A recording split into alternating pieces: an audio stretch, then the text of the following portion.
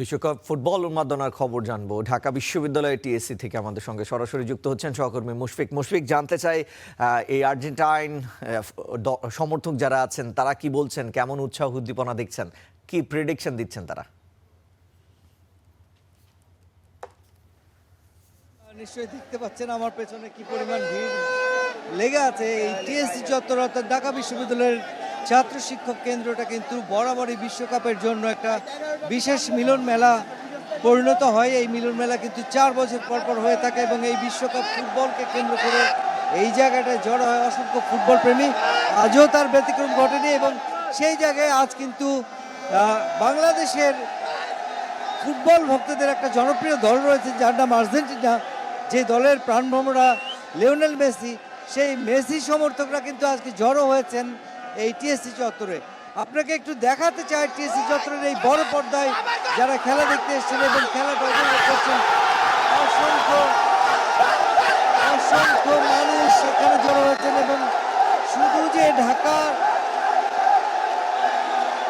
যে ঢাকা বিশ্ববিদ্যালয়ের ছাত্রছাত্রীরা এখানে এসেছে বিষয়টি তেমন নয়।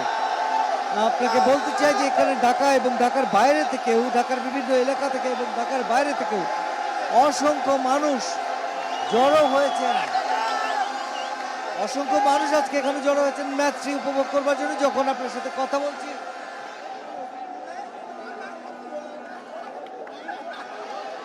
যখন আপনার সঙ্গে কথা বলছি রিশান, তখন কিন্তু একটা বাড়তি উত্তেজনা, যদিও আমি মনিটরটা দেখতে পাচ্ছি না এখান থেকে, তারপরেও যতটুকু ধারণা করছি আর্জেন্টিনা হয়তো একটি গোলের সুযোগ পেয়েছিলেন এবং সেই জায়গায় দর্শকদের যে উচ্ছ্বাস উল্লাস, এটা নিঃসন্দেহে ফুটবলকে আরও প্রাণবন্ত করে তুলেছে।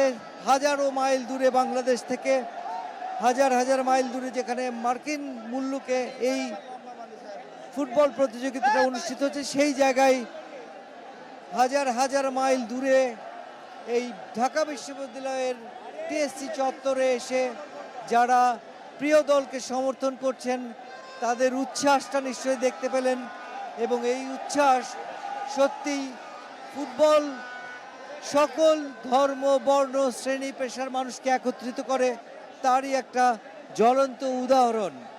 রিশান। মুশফিক, আপনাকে ধন্যবাদ। দর্শক, আমরা দেখছিলাম যে টিএসসিতে কিন্তু আর্জেন্টাইন যারা সমর্থক আছেন তারা কিন্তু উৎসাহ উদ্দীপনার মধ্যে ম্যাচ উপভোগ করছেন। অলরেডি কিন্তু জমে উঠেছে এই ম্যাচ।